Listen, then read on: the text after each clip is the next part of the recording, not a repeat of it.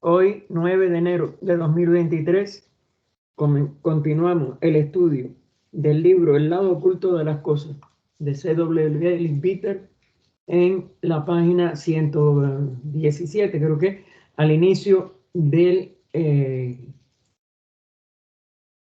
capítulo, déjame verlo porque ya lo puse aquí, sí, 127, por eventos ocasionales, y comienza con un funeral. Hay una beatitud y un poder más allá de nosotros mismos, que vienen en ayuda de aquellos que están preparados para recibirlos. Volvámonos hacia aquellas grandes fuentes, de las cuales emanan incesantemente la fortaleza y la inspiración para todos los que, olvidando el yo, están resueltos a aprender y a compartir sin reservas.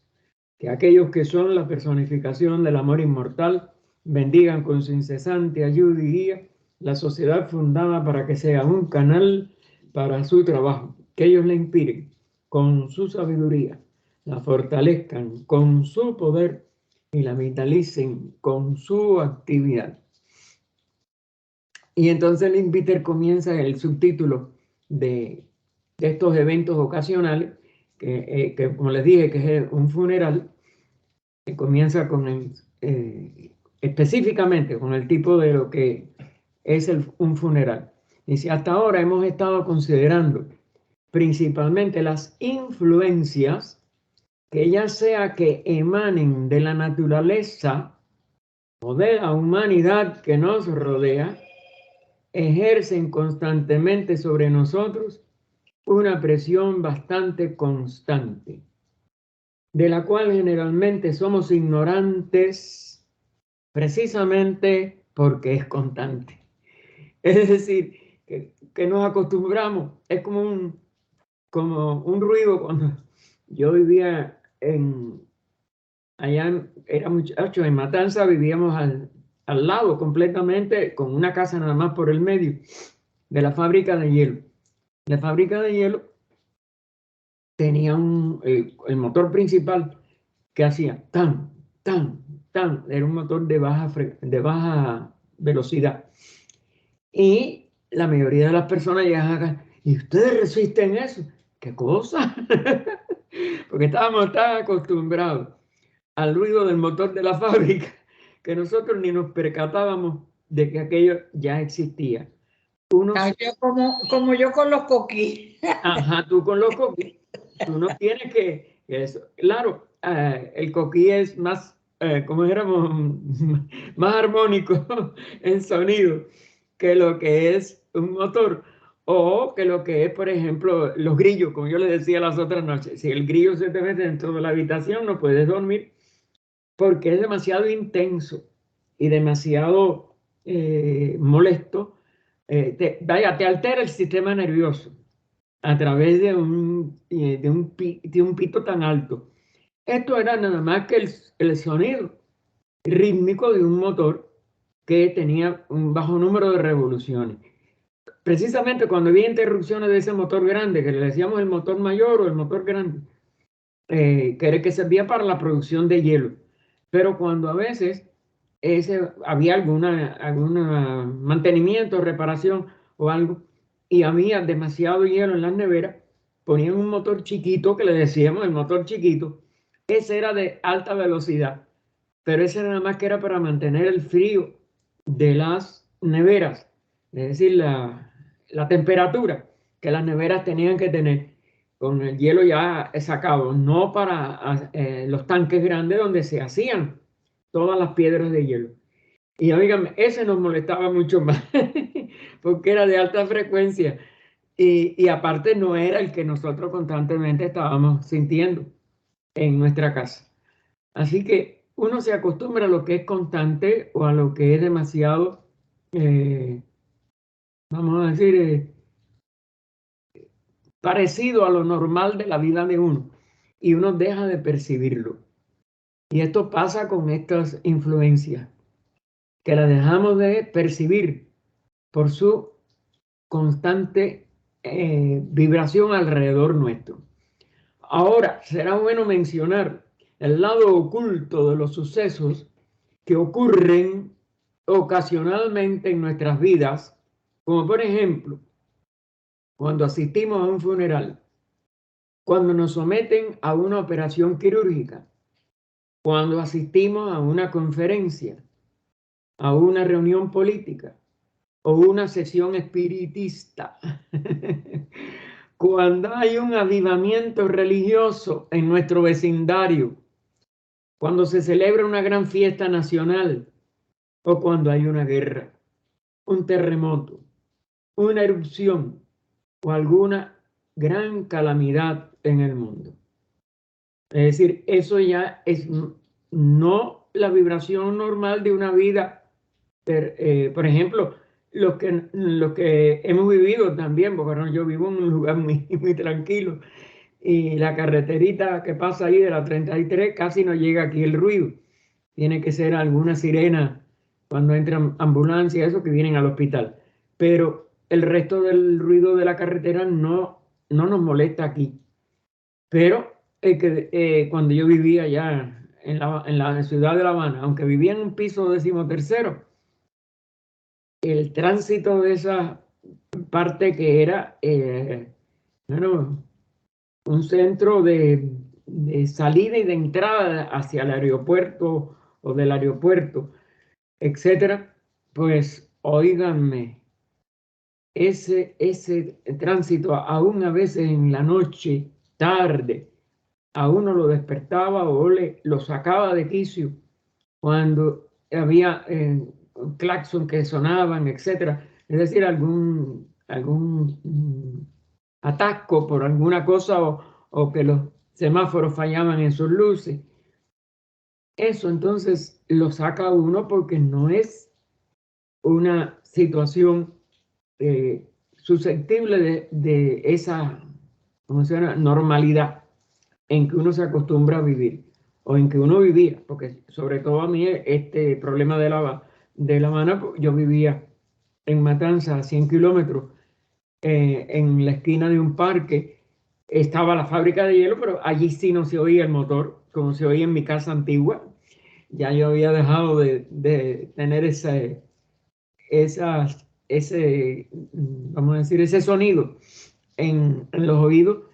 Y entonces un parque que de día sí iban muchos muchachos porque era un microzoológico, pero ya después por la noche todo eso estaba en calma y era un silencio enorme. Caer en medio de La Habana, en medio de la zona más de tránsito, más compleja de esa parte de la ciudad al menos, pues era insoportable muchas veces, hasta que también me acostumbré dentro de cierto límite a lo que era más repetitivo.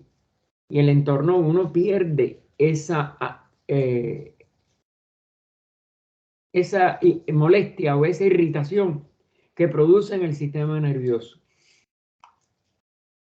Primero, entonces, ¿cómo se ve afectado un hombre por el lado oculto de un funeral? Vuelve al primer ejemplo, ¿no? No me refiero a cómo se ve afectado un hombre por su propio funeral, aunque también es una cuestión de interés, ya que afecta a algunas personas en una medida extraordinaria. Ninguna persona de temperamento filosófico se preocuparía por lo que se hizo con su cuerpo, que después de todo es solo una prenda gastada. Pero hay muchas personas en el mundo que no son filosóficas y para ellas a veces es una cuestión de gran momento, la incógnita. Se termina todo, habrá un infierno, habrá un cielo, habrá un purgatorio. ¿Se dan cuenta? Porque los dogmas y también el normal sentido de, eh,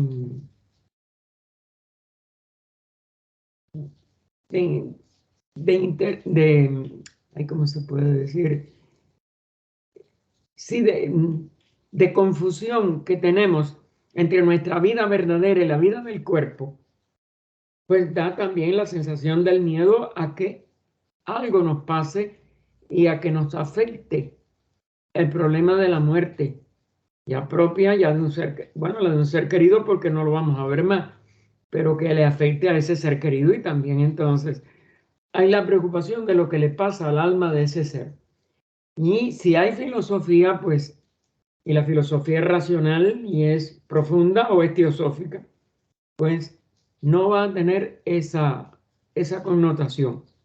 Pero en general, el funeral representa siempre un shock, de acuerdo a que sea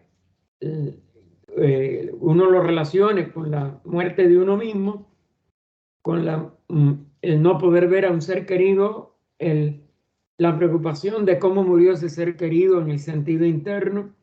Hay muchas, vamos a decir, vibraciones en relación con esa situación de un funeral. Toda la historia clásica, perdón que me fui,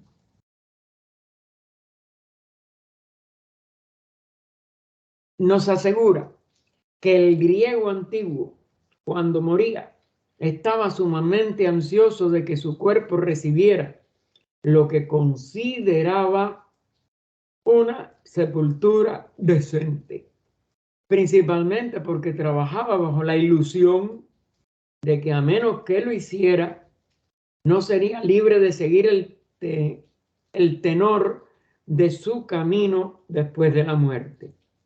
Es decir, que la condición en que el alma iba a estar dependía de cómo se enterrara o se dispusiera de ese cuerpo en lo que ellos consideraban una sepultura decente. La mayoría de las historias de fantasmas de la antigua Grecia se relacionaban con personas que regresaban para organizar la debida disposición de sus cuerpos. Es decir, que tenían que tener la certeza de que sus cuerpos estaban bien enterrados, bien dispuestos en lo que ellos consideraran, de acuerdo también quizás a la etapa griega y a la etapa económica que vivieran, muchas cosas que por lo menos hasta ahora no nos dicen detalle.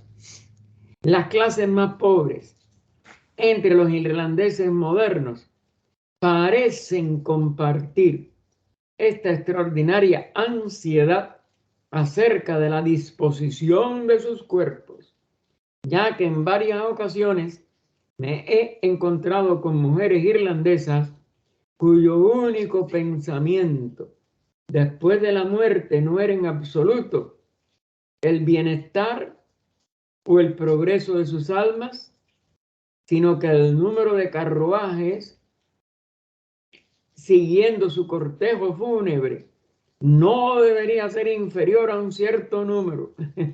¿Ven? La parte externa del cortejo fúnebre. O que el ataúd provisto para el cuerpo no debería ser en ningún respecto inferior al que la señora fulana había tenido pocas semanas antes. Gaspar, una pregunta. Sí, dime.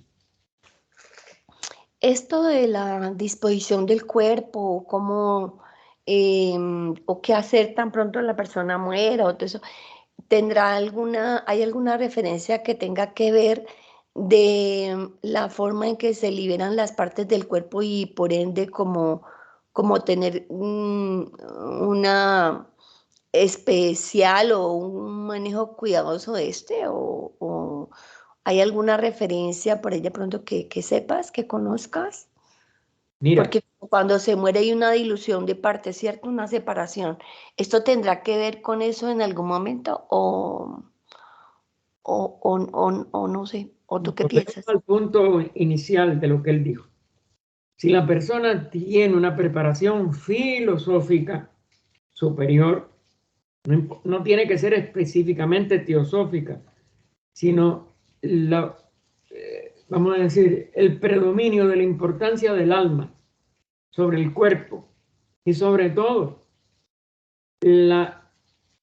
importancia que tiene el alma y su capacidad para poder seguir su evolución o su ascenso evolutivo. Aunque haya variantes en las filosofías, claro, nosotros creemos que la filosofía es la que más aspectos de esa vida post-mortem se ha dado a la humanidad, por lo menos en tiempos modernos.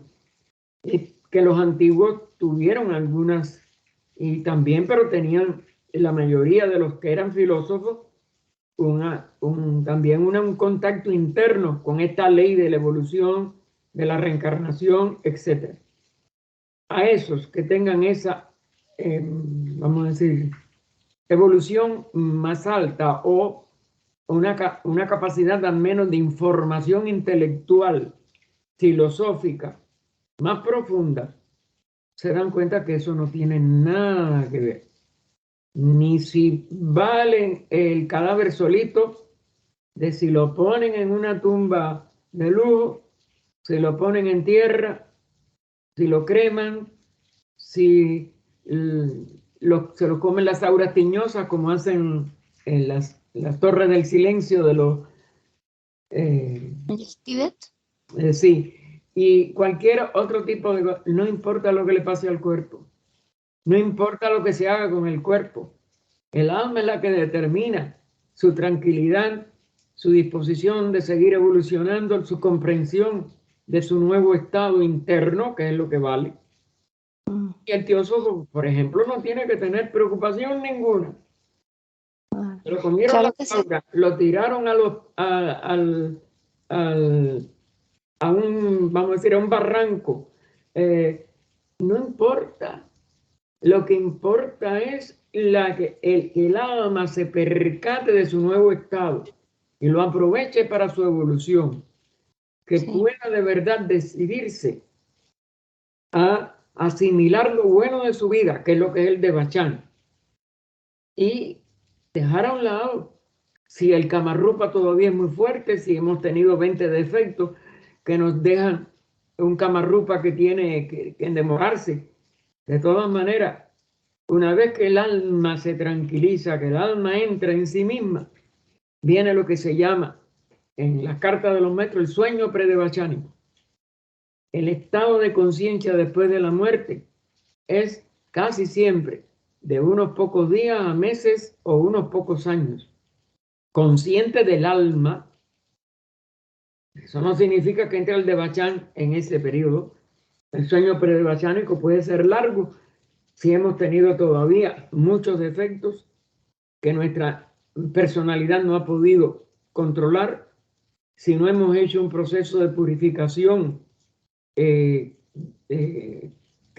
avale en la práctica esta enseñanza filosófica o esta evolución del alma que le permite aceptar la muerte de una manera diferente a lo que una persona que tenga miedo a morir, etcétera, que se apega a la vida física, que le da fuerza a su propio elemental físico para que prolongue la agonía, aunque no se da cuenta de ello, pero la está haciendo prolongar por su apego a la vida. Toda esa serie de diferenciaciones tienen que ver con el alma.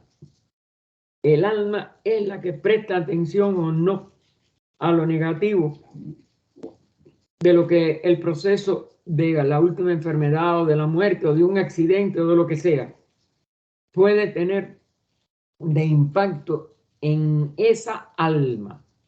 Y el alma es la que de verdad vuelve a la conciencia o entra en el sueño devachánico más rápidamente o entra aún al devachán más rápido si ha tenido un proceso de purificación y su personalidad se ha ido deshaciendo de sus apegos a la tierra y a las pasiones y a los prejuicios y o aún si tiene escepticismo que sí le puede provocar no tener conciencia después, porque si el alma no espera nada después de la muerte, pues no tiene nada. Eso está claro, muy clarificado en la clave de la teosofía.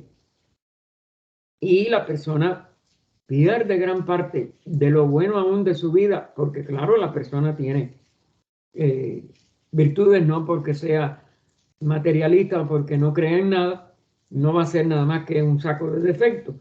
Siempre va a tener cosas buenas y cosas malas. Siempre algo de eso bueno va a redundar en un paso de avance y en una asimilación, pero no consciente en el de Bachar ni nada, porque es que no espera nada después de la muerte.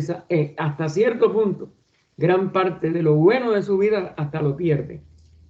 Como asimilación, repito, eso es un poco difícil a veces y sobre todo de contestar sobre alguna persona, porque no sabemos dentro a una persona que te dice, no, yo no creo en nada, yo no creo en nada, y mentira. Después, la persona en el subconsciente o en algún nivel de su vida, se ve uno que sí tenía una, como éramos, una creencia que se negaba a sí mismo hasta cierto punto. Eso yo lo vi con el hermano más, el único hermano varón de mi papá. Él murió 2 años después de papá. Él estaba enfermo del corazón, decía, a mí no me esto, lo otro, yo no voy a sufrir como mi hermano Fico, era como le decía a mi papá, aunque no se llamaba Federico, pero bueno, ese fue un sobrenombre, un apodo de él, que no sé cómo se lo ganó. El caso es que no fue así, a pesar de que su corazón, y fue lo que provocó su muerte, tuvo una agonía de más de 2 meses, casi igual que papá con el derrame cerebral.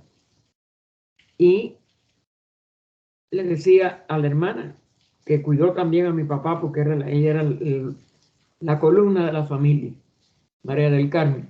Y María del Carmen lo cuidaba mucho, porque sabía que él necesitaba de algo que no le estaban dando, como es natural, ni su esposa ni su hija, que eran más bien católicas, acérrimas, etc. Y ella sí, ella asistió a la logia Dharma, aunque nunca perteneció por problemas muy complejos de su encarnación que no vamos ni a recordar. Muy triste. Y entonces ella se ponía a su lado, como es natural, a rezar, vamos a decir en el sentido, sino a elevarle pensamiento y lo otro. Y a veces él ya percibía, y ya muy grave, un día le dice, óyeme, dile a mamá que se vaya, que no traiga esas flores, que venga ella solita. Es decir, su mamá lo estaba ya, o él proyectó que su mamá era quien lo estaba, no sé si protegiendo o guiando hacia ya su muerte, porque a los pocos días murió. Y mi tía lo que quería era eso, que él tuviera algo con algo espiritual, porque se daba cuenta que él negaba, pero que en el fondo él fue un hombre magnífico y servicial como mi papá, igual que su hermano.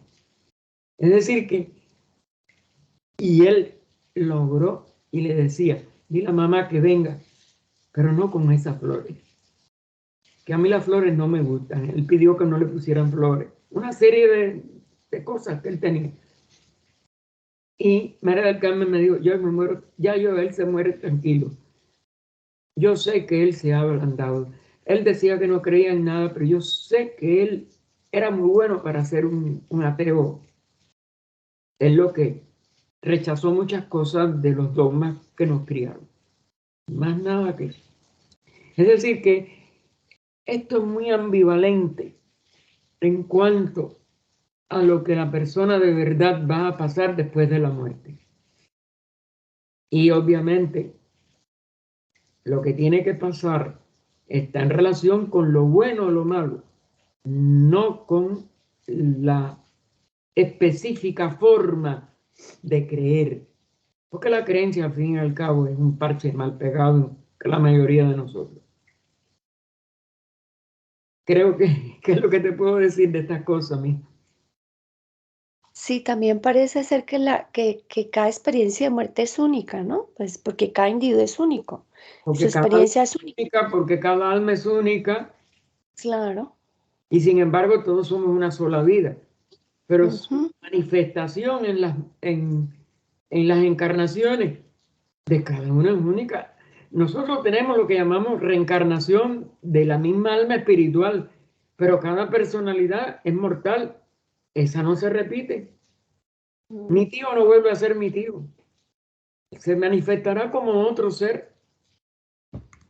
Solamente que tenga la capacidad para llegar a su ego inmortal, que a su vez es un reflejo del espíritu átmico, pero anda en el sentido total, es uno solo, es la vida una.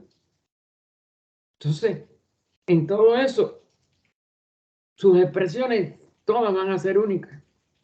No hay dos encarnaciones que se repitan, no hay dos experiencias que se tengan de nuevo. Entonces, esto es muy difícil para nosotros de poderlo abarcar con nuestras mentes actuales y con nuestras personalidades, como es natural. Tenemos que ir más allá. ¿Algo más? No, Gaspar, gracias, gracias. Ok. Sigue así investigándolo y pensando. Cada uno tiene que ir descubriendo estas cosas por sí mismo. Bien.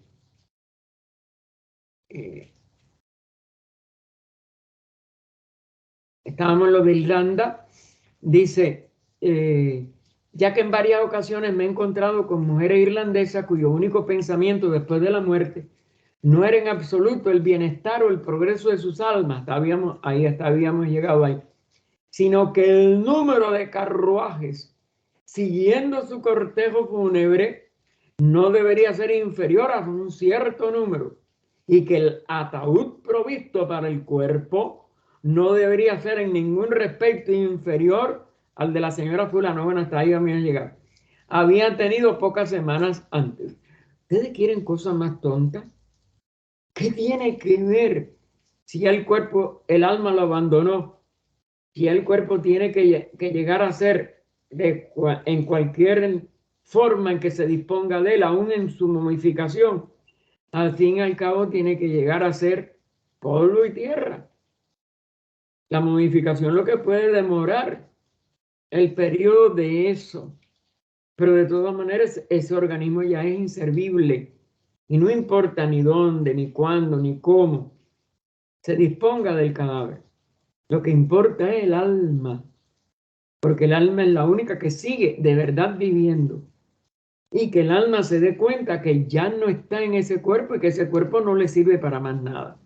Bueno, porque también eso puede provocar un apego a ese cuerpo en descomposición.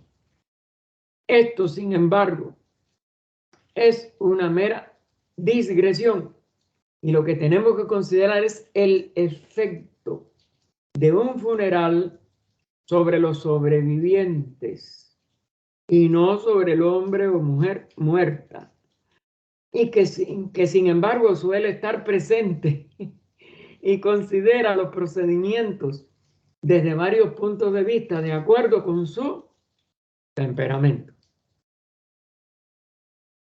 Es decir, hay quien puede estar despierto en esa circunstancia de que murió y sin embargo, aunque pueda haber hasta 72 horas, que es lo que predomina, de inconsciencia. Pero hay casos en que se ha hablado de que no, que la persona está consciente y parece que en algunos momentos eso es verdad. Yo no digo que siempre y que sea que las impresiones de personas sensitivas o de personas que a veces uno no sabe, pero sí sé del caso, por ejemplo, de una persona que se le tendió, estaba atendida, pero había en la casa de una vecina un grupo que estaba haciendo, no sé si un rosario, una meditación o lo que fuera, por el alma de la persona. Y había una visita en parte de la casa, porque esa casa estaba dividida en dos familias. Y dice, ay, qué cosa más rara. Y le dice la otra familia, dice, ¿ay, por qué? Dice, no, mira que entraron ahí a la sala. Dice, no, están pidiendo por una persona que está atendida allí en la cuadra. Dice, ay, pero subió y le describió la persona. Ella no sabía quién se había muerto, ni era de allí del barrio, ni era nada. Y le describió a la persona. Dice, subió, porque eran en altos, subió la escalera, está con una camisa así, así, la forma en que la persona siempre se vestía, y se está riendo de todos ellos. Es decir, que si no fue una impresión errónea, la persona estaba consciente y no necesitaba de la oración o de lo que estuvieran haciendo. No me acuerdo los detalles. Yo era un muchacho cuando eso. Y eso fue en mi barrio. Y entonces, bueno, eso sí impresionó, porque las personas de la casa sí conocían al fallecido o a la fallecida, ¿no? Creo que era mujer. No me acuerdo, ahora yo estoy confuso. Bien, el caso es que describió a la persona como iba vestida o como iba vestido y le coincidió en toda la descripción con una persona que ella no conocía y que ella no había entrado al velorio ni nada de eso. Así que hay cosas muy raras que comprueban estas cosas que en libros como este de Liz Bitter nosotros tenemos, pero eso no es fijo, es lo que sí quiero decirle bien claro, y Liz Bitter mismo no lo da como fijo. No es que siempre se recupere la conciencia mientras el cadáver todavía está insepulto. Esto, sin embargo, es una mera digresión, y lo que tenemos que considerar es el efecto de un funeral sobre los sobrevivientes, no sobre el hombre muerto, que sin embargo suele estar presente. Bueno, hasta ahí habíamos llegado. Y considera los procedimientos desde varios puntos de vista de acuerdo con su temperamento. Un funeral es claramente una función que debe ser evitada por el ocultista.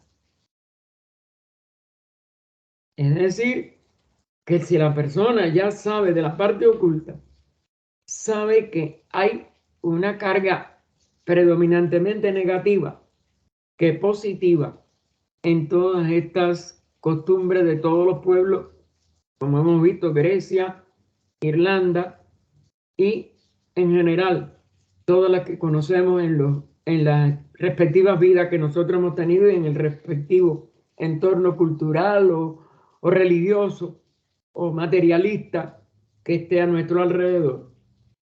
Pero a veces puede encontrarse en circunstancias en las que su negativa a asistir, es decir, a veces por razones familiares, a veces por razones de afecto o de relaciones de trabajo, el que sea, a asistir, podría ser malinterpretada por relaciones ignorantes y que no comprenden. En tal caso, debe ejercer su voluntad y ponerse en una actitud determinada y positiva. Es decir, yo voy al funeral, yo voy a cumplir con un deber, yo voy a dar un pésame, un consuelo, lo que yo vaya a dar, para que de ninguna manera se vea afectado por las influencias que lo rodean. Es decir, yo voy a algo positivo. Y yo voy por eso, no voy por ninguna cosa que a mí me pueda o me deba afectar. Y al mismo tiempo pueda influir poderosamente en los demás.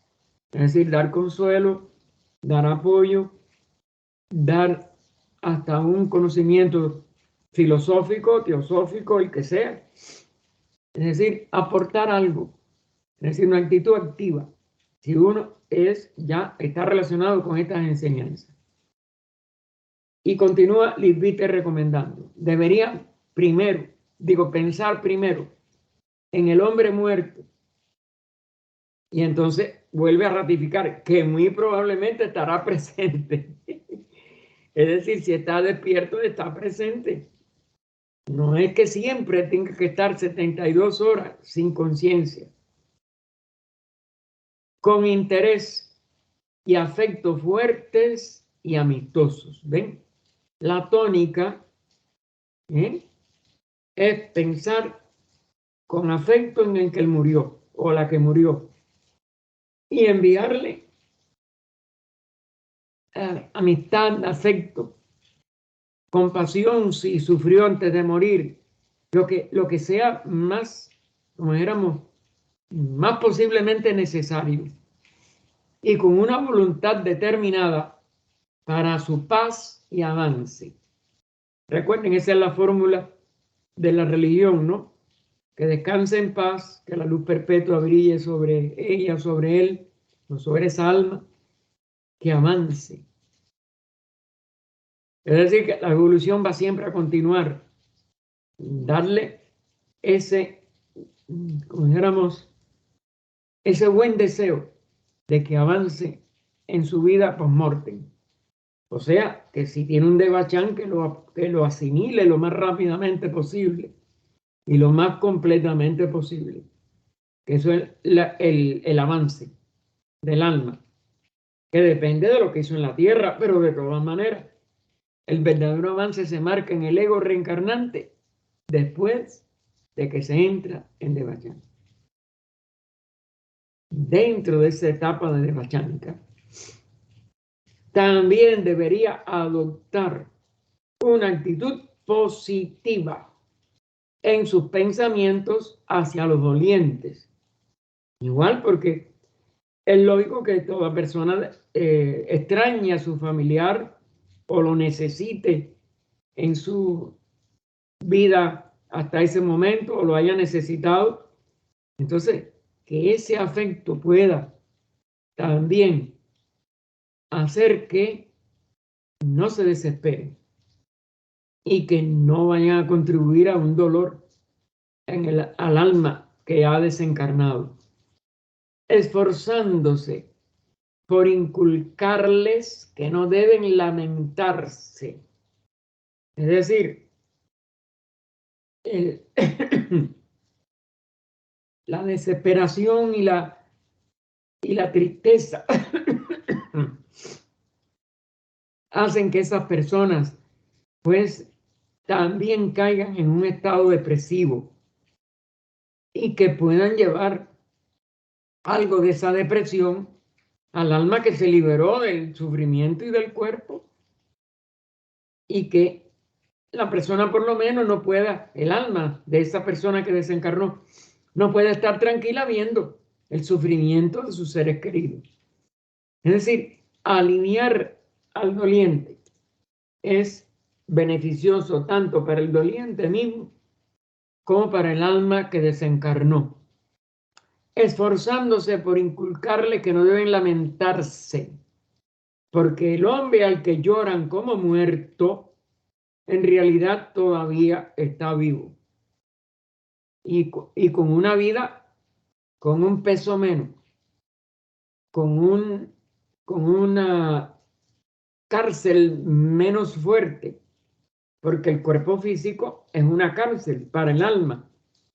Liberarse de ese cuerpo ya es un alivio para el alma en sí, pero si está vibrando el dolor de lo que deja, pues no puede disfrutar de esa libertad de la misma manera. Y su dolor, el dolor del que está sufriendo la pérdida del ser querido, lo obstaculizará en su nueva condición. Es decir, en vez de sentirse lo libre que está de los dolores que tuvo el cuerpo, de la agonía o de lo que fuera, y de que no tiene el peso de esa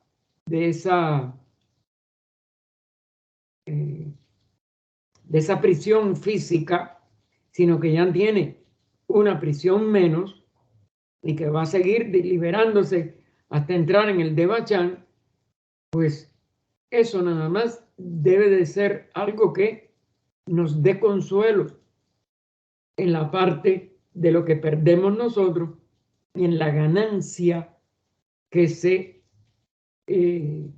proyecta para el alma al que ya desencarnó. Y esa es también una de las condiciones fundamentales que la Iglesia Católica Liberal en los sermones o en el ¿cómo se llama? El responso que se hace en la misma funeraria o en la casa donde se está velando la persona, se insiste en eso, que descanse en paz, que pueda ya darse cuenta que no tiene este peso, y entonces que descansa en ese amor superior de la vida sin ese límite.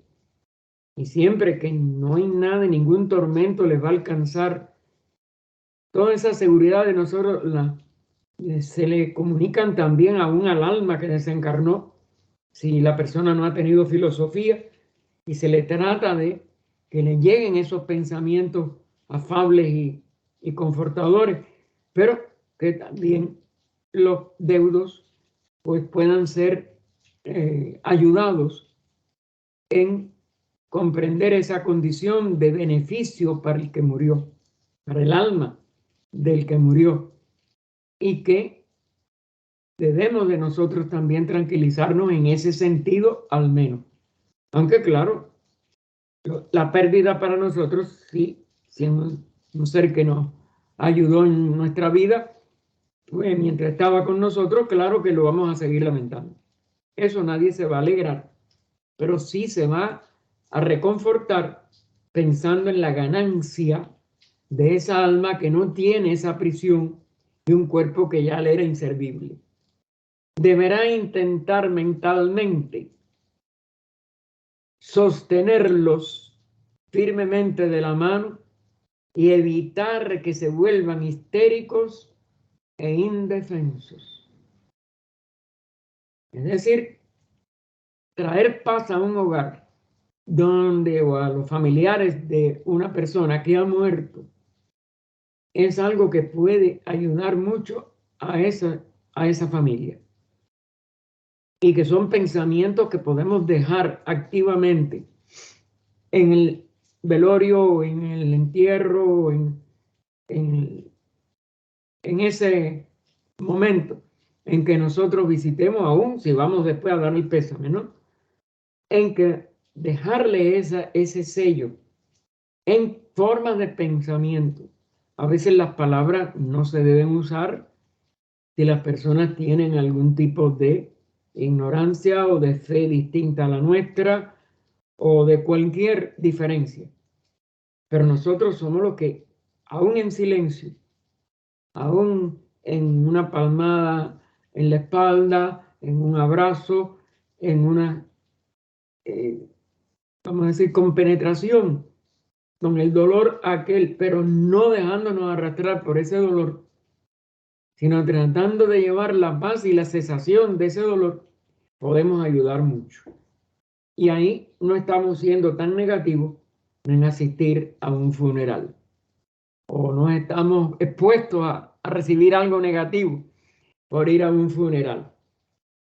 El funeral moderno está lejos de ser ideal. Parece ser una convención establecida que debe haber algún tipo de ceremonia relacionada con la eliminación de la vestimenta desechada del ego liberado. Es el concepto filosófico, es liberación de esa alma inmortal, de ese cuerpo mortal. Y claro que eso nada más que los teósofos somos los que lo tratamos, o le contestamos a una persona que nos pregunte el concepto teosófico, porque hasta en eso hay que tener mucho cuidado de cómo lo decimos, cuándo lo decimos, en qué forma lo decimos, para no provocar peores resultados en la desesperación de una persona que crea que somos indiferentes a su desesperación.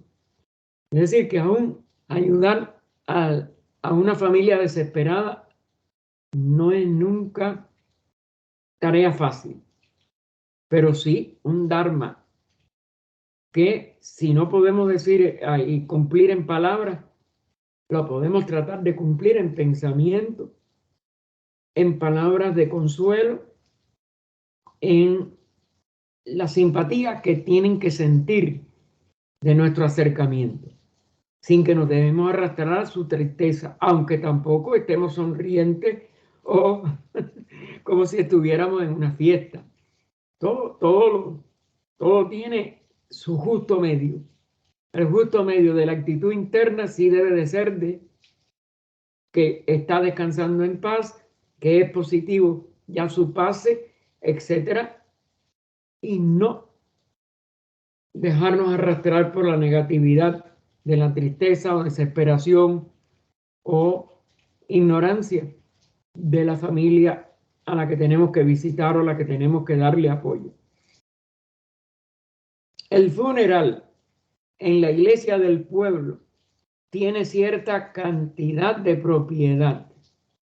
Claro, un templo donde se hacen servicios que tienen que ver con el reino angélico, sobre todo si es de línea católica, pues puede ser positivo y puede ser también canal de una cierta cantidad de paz, de amor, de tranquilidad. Pero los dogmas a veces echan a perder todo eso. Es decir, que por eso él pone el ejemplo más clásico, el de un pueblo de poca cultura, que puede tener grandes miedos, que después pueden decir que empezó a salir la aparición del muerto, etc. Así que la cantidad depende, va a ser variable. Pero él dice, después de un guión, incluso un cierto consuelo, porque está acogido por una institución religiosa en la que se tiene fe en general. Los dolientes están en un edificio que tiene para ellos asociaciones santas, es decir, las misas, las cosas positivas y elevadoras de todo tipo. Y el servicio designado por la Iglesia de Inglaterra es hermoso, que era el que él conocía mejor, aunque aquí y allá uno quisiera infundirle una nota de certeza más entusiasta. Claro, porque han perdido la parte oculta, que no se ha perdido en el caso de la Iglesia Católica Liberal, pero que se había perdido en la Iglesia de Inglaterra y aún en algunas iglesias romanas. Yo no digo que en todas, porque siempre hubo órdenes como las carmelitas, etcétera, con más positivo que negativo, aunque de todas maneras dentro de sus dogmas. Porque las excepciones de los que no fueron dogmáticos ya son muy pocas y pesan muy poco, sobre todo, aún en una orden tan filosófica en su origen como lo fue la orden carmelitana. Pero para el servicio realizado en la capilla de un cementerio, ahí es distinto, ¿se dan cuenta? No hay nada que decir, ¿se dan cuenta? Porque eso nada más que es de uno tras otro un responso que se dogmatizó, eso, y como ya de ahí salen para enterrar, pues la tristeza lo que aumenta en esos lugares. El lugar nunca se usa para ningún otro propósito que no sea un funeral. Y toda su atmósfera está impregnada de un dolor sin esperanza, o con muy poca esperanza en algunos pocos excepciones que confirman la regla. Todo es usualmente tan desnudo y tan sombrío como sea posible. Las mismas paredes apestan del osario, ¿se dan cuenta? Es decir, que las capillas de los cementerios es en general extremadamente negativa. Debemos recordar que para una persona que entiende la verdad sobre la muerte y que tiene una visión inteligente y optimista de ella, fíjenselo, la diferencia entre lo dogmático y lo filosófico y sobre todo lo teosófico. Hay cientos que no tienen más que las ideas más irracionales y horripilantes, como el infierno, como todas las cosas descritas del infierno de Dante, aunque tengan su su origen ocultista están en palabras muy, pero muy desafortunadas por el miedo que él tenía que tener a la Inquisición, como es natural. Un lugar como ese, por lo tanto, está lleno de la más negra desesperación y el sufrimiento mental más conmovedor. Y es en consecuencia de todos los lugares el más indeseable para llevar a aquellos que han experimentado lo que les parece ser un duelo. Y eso, sobre todo en Cuba, en la capital, hay una capilla del cementerio de La Habana, que ese cementerio completo es católico. Y 1 o 2 veces por ser personas que no le podíamos decir que no entrábamos porque hubiera parecido como una altanería o un desprecio, es verdad que es lo más terrible que ustedes se puedan imaginar. Y está cargado de esto que dice Lee Peter. No hay nada positivo en las capillas de los cementerios, o por lo menos el de un cementerio como el de Colón y lo que él describe de lo que él parece que conoció, porque es verdad que no da ningún ánimo a nada, ni a los familiares, ni yo creo que al alma del fallecido, si está despierta, imagínense lo que sufrirá viendo el dolor alrededor suyo y esta atmósfera de oscuridad en toda esa presencia. Así que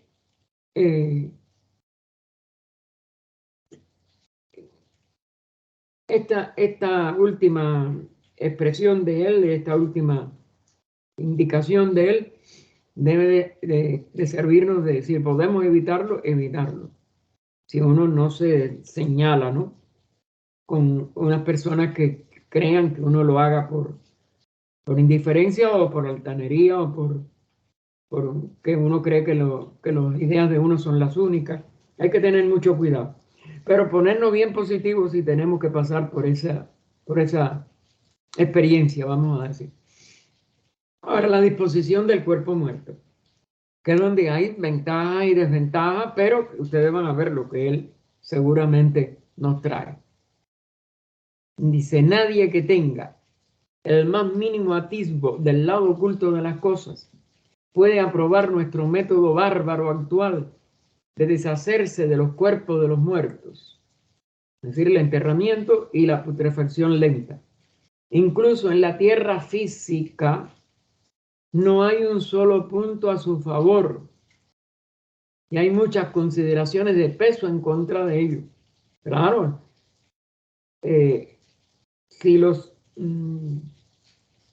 apartados o mausoleos, etcétera, llenos de mármol y llenos de todo eso, son horribles. Aún el depositarlo en la tierra lo único que acelera un poco más la rapidez de la descomposición del cuerpo. Pero estamos contaminando toda la tierra alrededor.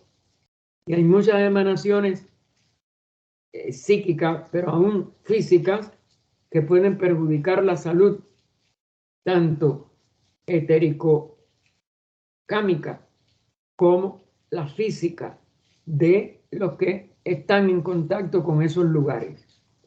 Desde el punto de vista sentimental por sí solo, es imposible entender cómo una persona puede reconciliarse con la idea de que la prenda desechada, o sea, el cuerpo del fallecido, de alguien a quien ama deba dejarse en una pudrición lenta y repugnante, en condiciones que la imaginación se contrae con horror. Y cuando a esto agregamos el espantoso peligro de enfermedad para los vivos por la contaminación indescriptible del aire y del agua, comenzamos a entender que nuestras costumbres funerarias son una de las muchas indicaciones de que nuestra alardeada civilización ha sido, después de todo, solo un barniz. Y eso es natural, donde por ejemplo, en Cuba no existieron crematorios hasta después que yo ya estaba aquí.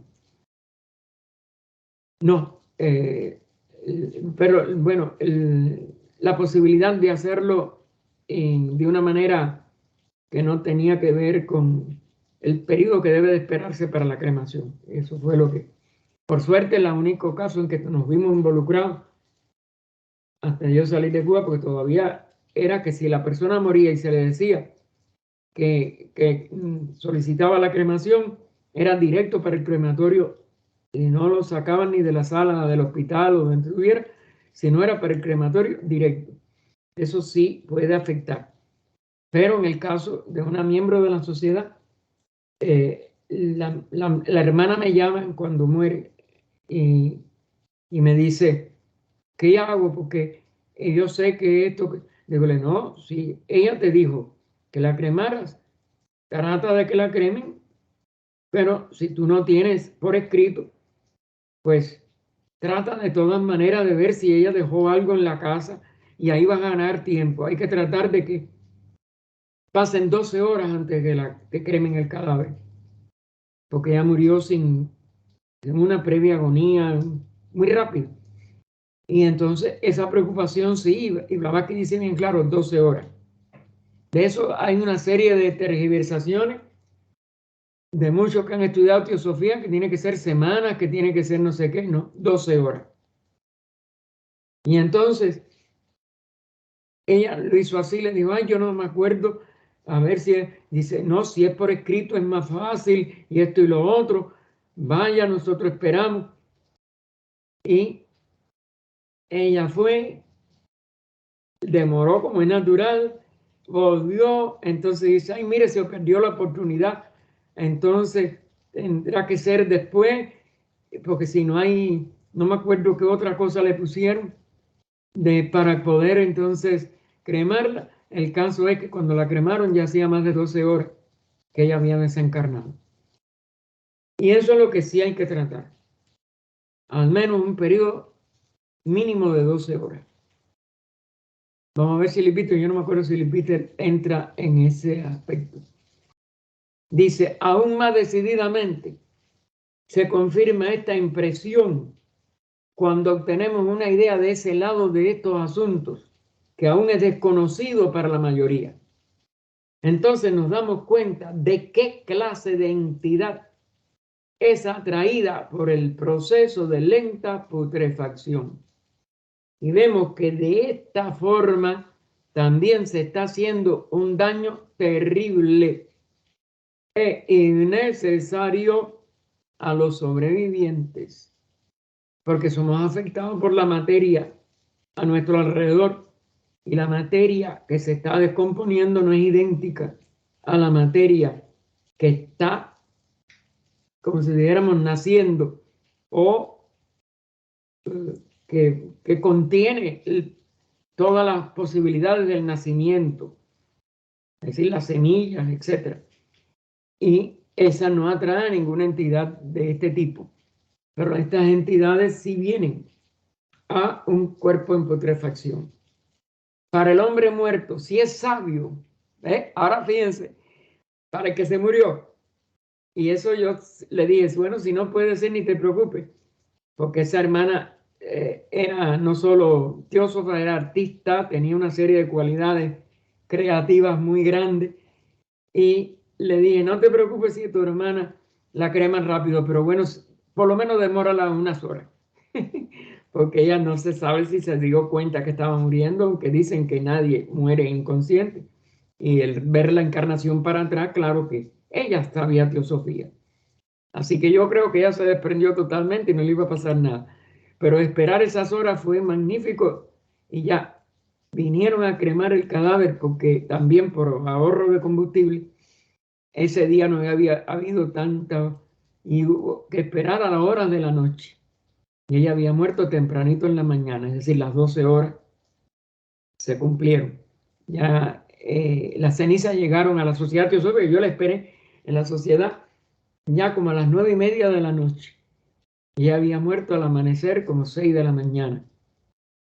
Así que eso no pudo empezarse la cremación antes de 1 hora antes o 2 horas, porque esos son crematorios muy potentes que se han comprado nuevos. Así que ella tenía más de las 12 horas. Y no tengo mucha preocupación si fue algo menos. Para el hombre muerto, si es sabio, poco importa. Lo que sea de la prenda gastada. Da lo mismo que se putrefacte, da lo mismo que la pongan en las torres del silencio, da lo mismo nada. Lo que importa es, si es posible, facilitar que no haga daño a los demás, porque la cremación ya impide que eso haga daño a otros. Pero debe recordarse que no todos los hombres muertos son necesariamente sabios y que para algunos de ellos, que entonces es la palabra, entre paréntesis, que no conocen mejor, esta abominable costumbre nuestra hace posible un grave error que en condiciones adecuadas no podría ser cometido. Es decir, que cualquiera de las otras cosas que no sea la putrefacción lenta va a ser menos dañina para la persona si es muy atrasada, porque también afecta esa lenta putrefacción al apego que pueda tener esa alma a su cadáver, que entonces contemplaría del lado invisible, pero que sería consciente de su estado de descomposición y de la parte esa de estas entidades, etc. Es decir, que podemos afectar de todas maneras a una persona poco evolucionada. Claro, persona poco evolucionada. El hombre promedio, en su pensamiento ordinario, no tiene la costumbre de separarse en cuerpo y alma tan definidamente como lo hace el estudiante de ocultismo. Es decir, esa persona poco desarrollada va a seguir apegada a su cuerpo hasta cierto punto. La cremación evita totalmente que sufra por ese apego y la persona queda totalmente libre de la posible relación con ese cuerpo que abandonó. Es cierto que el hombre muerto finalmente ha abandonado su vehículo físico y es prácticamente imposible, eso sí, es prácticamente imposible, a no ser por cosas de hechicería o algún otro proceso negativo, que vuelva a tomar posesión de él, pero está íntimamente familiarizado con él y sus ritmos de vibración le son familiares y comprensivos. ¿Ven? Hay un apego. Por eso evitar la putrefacción ayuda al alma, aunque esté muy poco evolucionada. Bajo todas las condiciones normales, limpias y adecuadas, lo ha hecho por completo con él. Pero hay quienes, no habiendo tenido ninguna idea ni concepción de ninguna clase más allá de lo físico durante la vida, se vuelven locos de miedo cuando se encuentran completamente cortados a la deriva de ese cuerpo físico. Tales hombres a veces hacen esfuerzos frenéticos para regresar a algún tipo de contacto con la vida física. La mayoría no tiene éxito, repito, si no hay algo de hechicería. Pero cuando alguno de ellos tiene éxito en cierta medida, puede ser solo por medio de su propio cuerpo físico. Es decir, ese apego le hace daño si el cuerpo está todavía en algún estado de composición, porque el apego sigue hacia el cuerpo y hacia su conformación molecular, etc.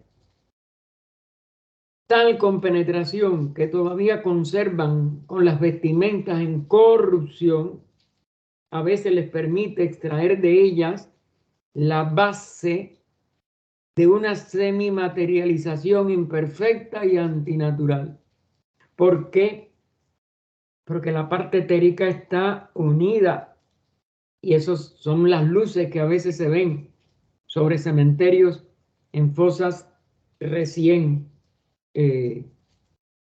puestas en funcionamiento, porque el doble etérico no se desintegra totalmente mientras algo de los tejidos blandos estén presentes en el cuerpo.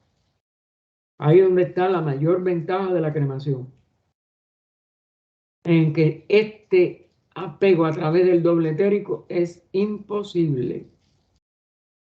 Aun por muy ignorante que sea el alma, por muy, ¿cómo se llama?, apegada que esté a ese cuerpo, a la vez que el cuerpo desapareció, desaparece el doble, el linga sarira, o doble etérico o doble astral de la doctrina secreta y otras obras y del mundo, el mundo del budismo esotérico.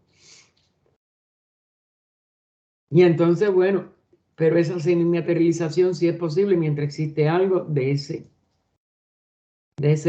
doble astral, de ese doble etérico, de ese doble del cuerpo físico. Así que no lo suficiente como para ponerlo en contacto con el mundo físico, pero sí lo suficiente como para quebrar el tiempo de una vida astral saludable. Porque está pegado a algo que es muy denso y tiene todavía, durante el tiempo que queden esos tejidos blandos y restos del etérico, esa posibilidad, aunque tiene que ser de personas muy ignorantes, o repito, o que hayan tenido alguna relación con algo de hechicería. Si no, eso yo no creo que sea posible, a no ser, no sé, alguna cosa crítica que no se me ocurre. Esas personas se construyen para sí mismas por un tiempo. Y entonces pone entre guiones, afortunadamente, solo por un tiempo, un oscuro mundo gris de horror en el que ven los sucesos físicos como en un espejo oscuro. Claro, porque tienen un contacto con la parte etérica, como a través de un mundo de niebla en el que vagan perdidos e indefensos. Pero, repito, esto no es una regla que sea frecuente. Son excepciones y casos que quizás Peter no explica en más detalle o no conviene ni explicarlos. Pero bueno, lo que sí nos da la certeza de la ventaja del proceso de cremación. Porque eso no puede ser, a la vez que la cremación ocurre, el doble etérico desapareció. El linga sarira no tiene punto de apoyo. Necesita tejidos blandos. Recuerden eso siempre. Ahora, lo que sí, esto es también la ley, ¿no? No pueden regresar completamente a los cuerpos densos. Un hombre que lo hiciera se convertiría en un vampiro. ¿Ven? Y esto es hechicería. O una sensualidad propia de la cuarta raza. Una densidad también propia de la cuarta raza. Porque el vampiro hoy es en nivel etérico. Aunque puede, en determinados casos excepcionales, redundar sobre el equilibrio del torrente sanguíneo en el cuerpo. Fíjense, como repercusión, no es que chupen sangre, chupan la parte, vamos a decir, más sutil, pero la sangre mientras está dentro del cuerpo no es ni líquida.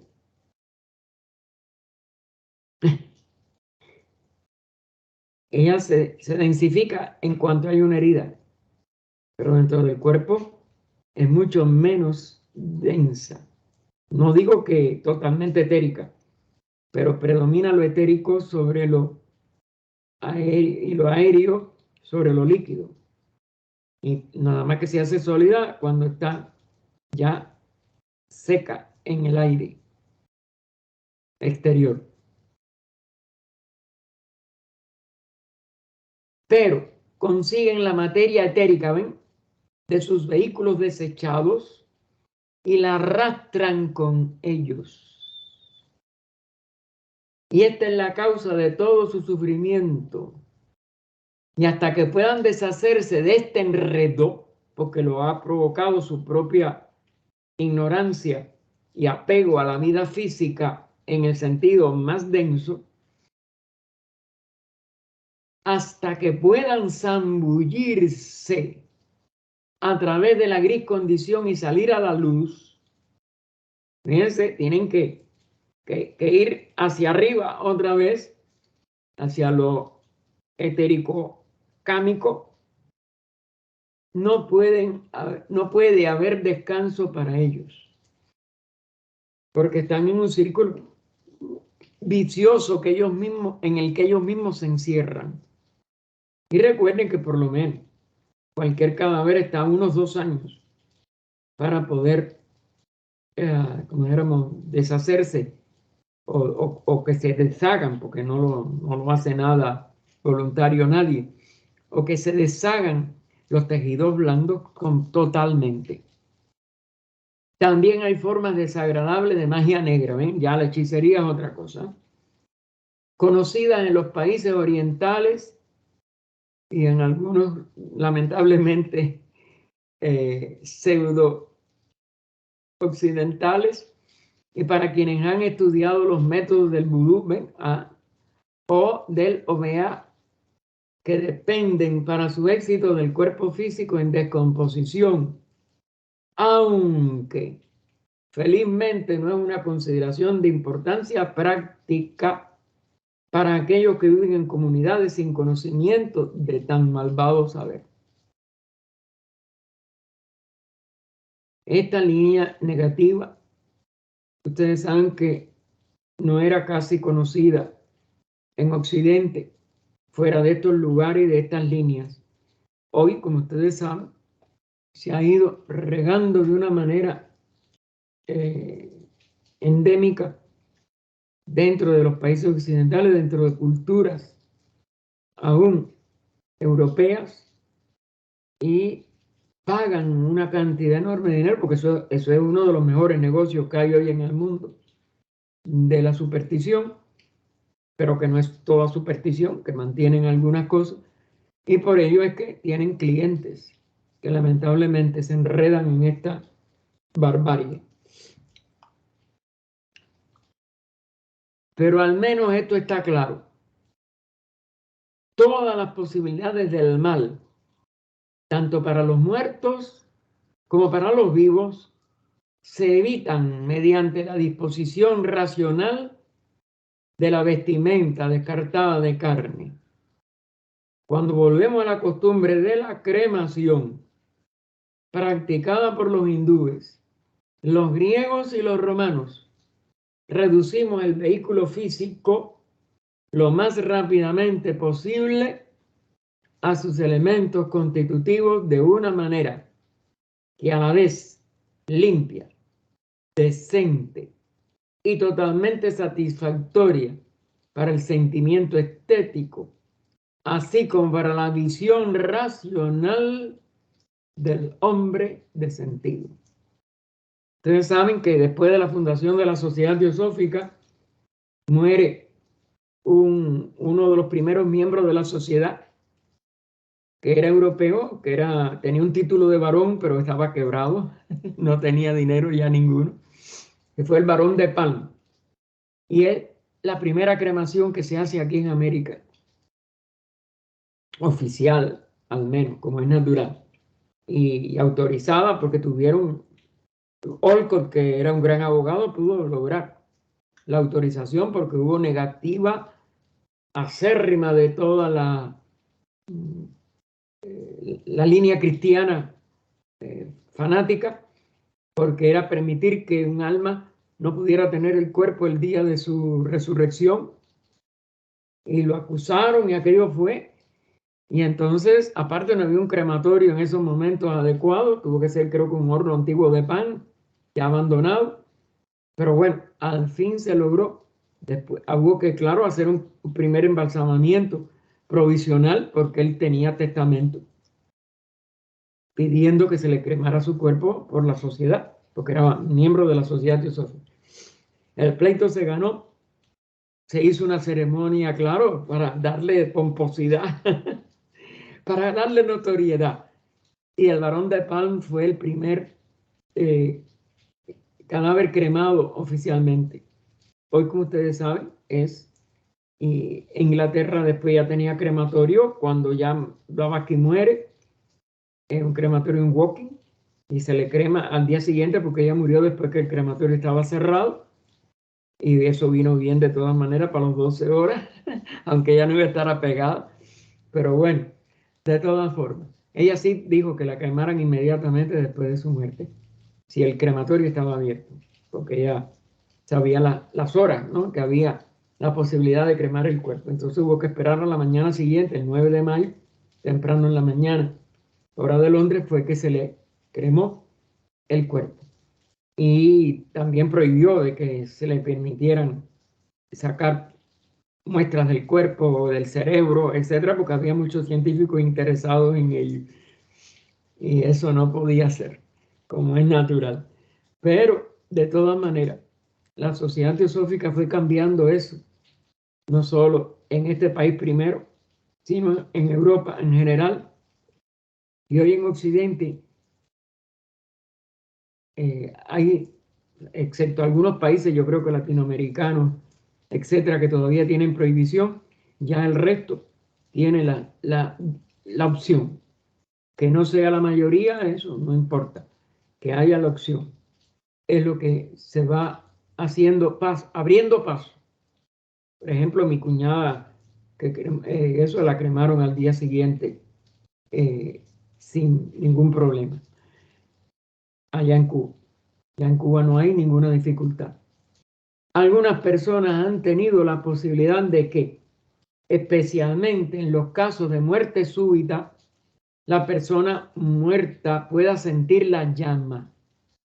¿Se dan cuenta? Porque, claro, la persona ni se ha dado cuenta verdaderamente exacto, no sabe que la revisión de la vida es un proceso, aunque hoy hay mucha difusión de eso, por los casos de las personas que han vuelto a la vida después de un casi muerte clínica o decretada la muerte clínica, que de alguna manera pueda no estar aún completamente separada de su cuerpo y que podría sufrir cuando se quema ese cuerpo, porque está identificada con el cuerpo y entonces siente que el cuerpo está siendo cremado.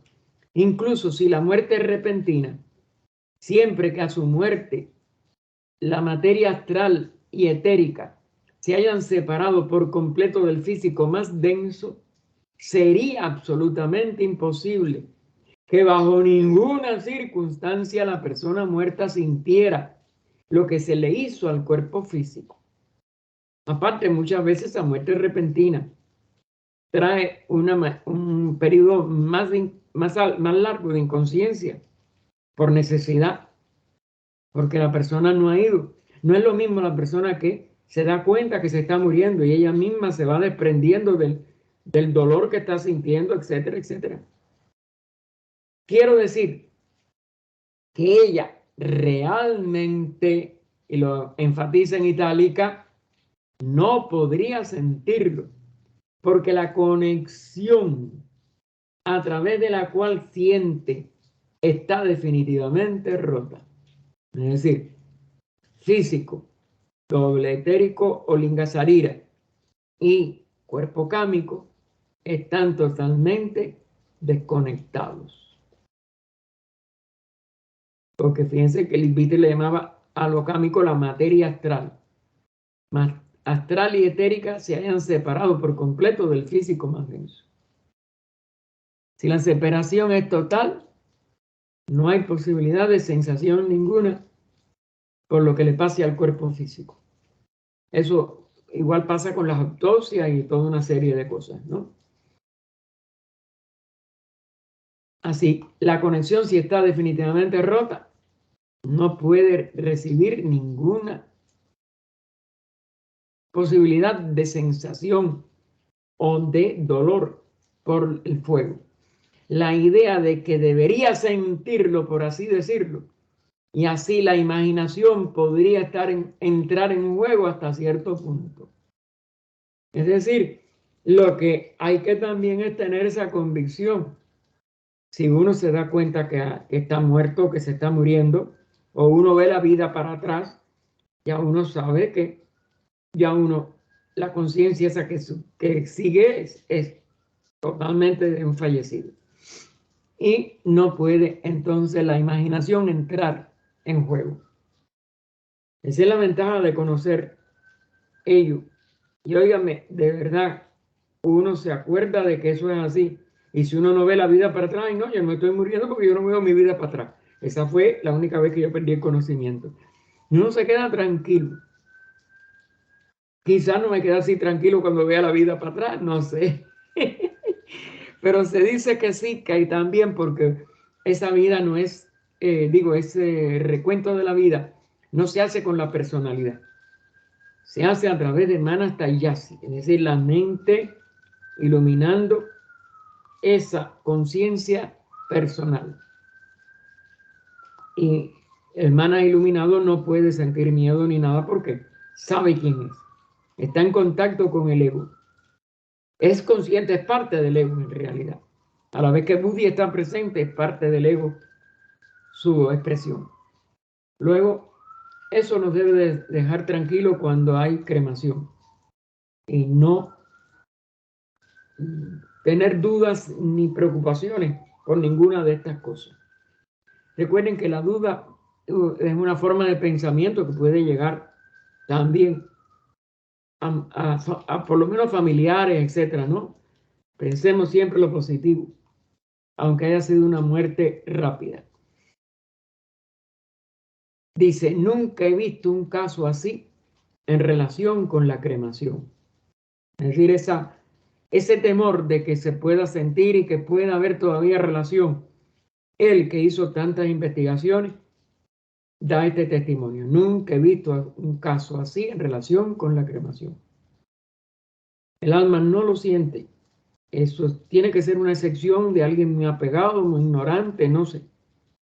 Pueden haber secciones que confirmen la regla, pero la regla, fíjense que es que no hay esa posibilidad de sentirlo en relación con la cremación.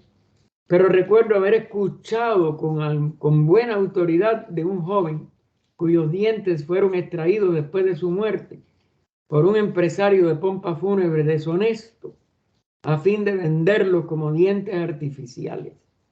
El joven se le apareció a su padre con sangre fluyendo de su boca y exclamando con gran indignación que lo habían torturado sacándole los dientes. Es decir, que ese funcionario de la pompa fúnebre lo hizo antes del desprendimiento. Pero fíjense, quizás también por el delito que implicaba aquello y sacudió el alma del fallecido. Nadie sabe aquí lo que hay. El cuerpo fue exhumado y se encontró que su historia era correcta.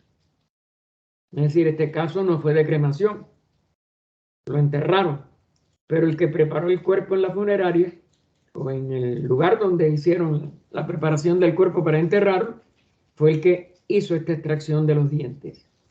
En este caso, si el hombre estaba realmente muerto, es completamente imposible que hubiera sentido dolor, pero se dio cuenta de lo que se estaba haciendo y estaba muy enojado con eso. Y no hay duda de que pudo haber pensado que fue realmente torturado, porque durante su vida la idea de la extracción de los dientes había sido asociada con un gran dolor. Claro, nosotros usamos la anestesia, pero quizás en esa época que Liz Bitter está hablando de este caso, puede haber sido que haya tenido que sufrir extracciones sin anestesia. Y por tanto, el dolor lo asociaba con tortura. Y es verdad que, claro, sacarse una pieza sin anestesia, pues es una forma de tortura, indirecta o directa, si ya como es natural, es por porque pensaban que no le iba a doler, claro, el caso del que tenía el cadáver en la pompa fúnebre. Eso también es una de las cosas negativas del entierro, que se dan los cadáveres para que queden esto y lo otro, poderlos ver a través del cristal de la caja, toda una serie de torturas psicológicas y emotivas y mentales que la humanidad agrava con todas estas costumbres absurdas. La diferencia que el conocimiento del lado oculto de las cosas tiene en la consideración de todo el tema de la muerte se muestra muy acertadamente en dos de las figuras reproducidas en el libro Formas de Pensamiento. Es decir, lo que nosotros pensemos produce una forma, sobre todo pensamientos en el nivel de las formas, como es natural, es decir, de cosas de la vida inferior, porque puede haber pensamiento con relación a ideas abstractas o a concepciones espirituales, entonces claro, eso no va a quedarse en el nivel del mundo mental inferior, ni de conformas, aunque a veces las supersticiones y el conocimiento religioso ya degradado a dogma, pues produce esas formas mentales.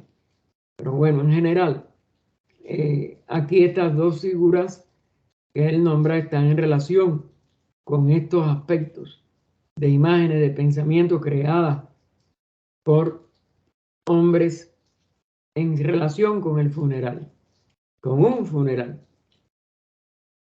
Allí se ve que el hombre que había vivido en la completa ignorancia ordinaria con respecto a la muerte, no tenía ningún pensamiento en relación con ella, sino miedo egoísta, miedo a la muerte porque se va a acabar todo, y depresión, o se va a ir a un infierno en vez de ir al cielo si tenía creencias cristianas. Mientras que el hombre que entendía los hechos estaba completamente libre de cualquier sombra de esas emociones. ¿Se dan cuenta?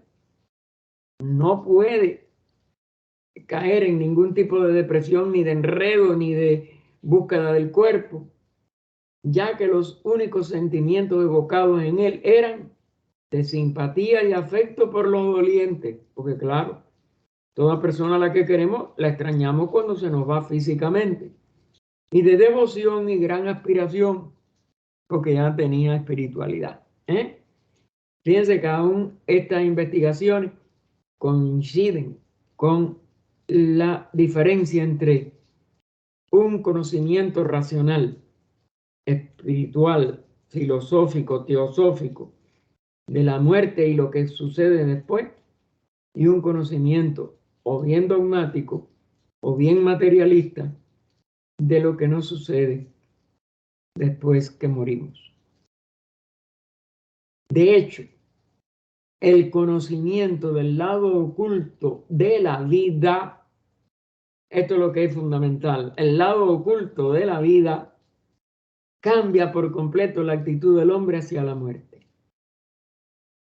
Es decir, enseñanza, aunque la mantengamos como una hipótesis mientras no la comprobemos por nosotros mismos, ¿no?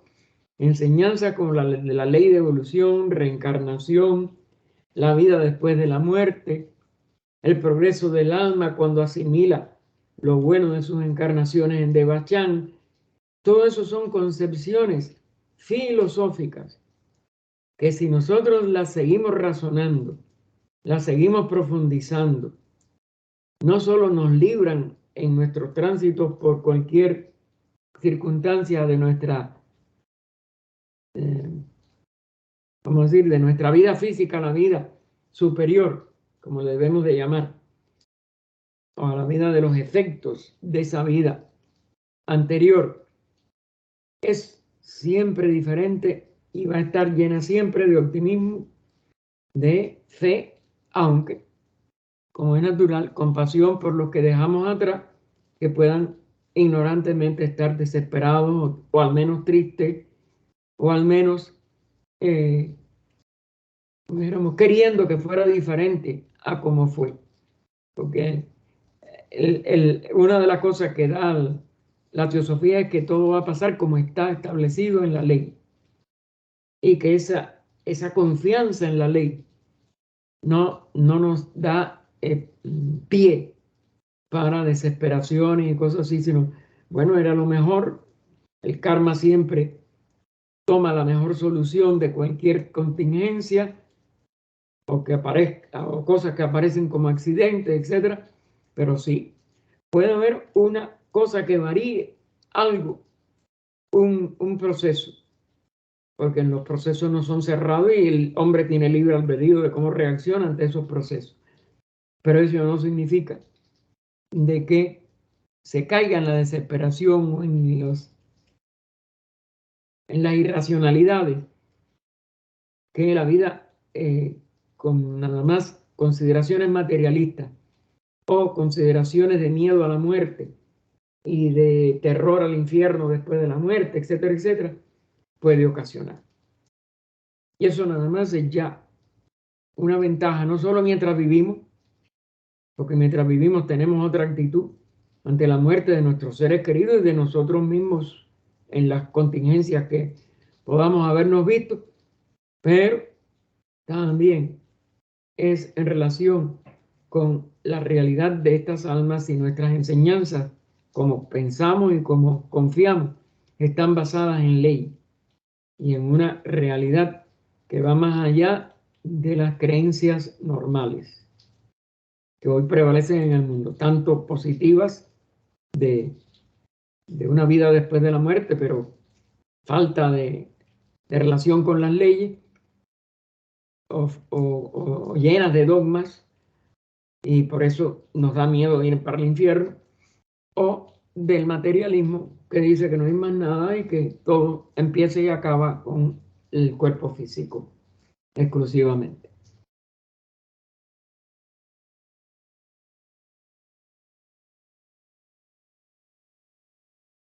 Ay, no me acuerdo a dónde llegué. Ya que demuestra. ¿Dónde me dijiste? De hecho, el conocimiento del lado oculto de la vida. Ah, sí, ok. De hecho, pensé que era que había empezado eso y estaba mirando para más abajo. Ok.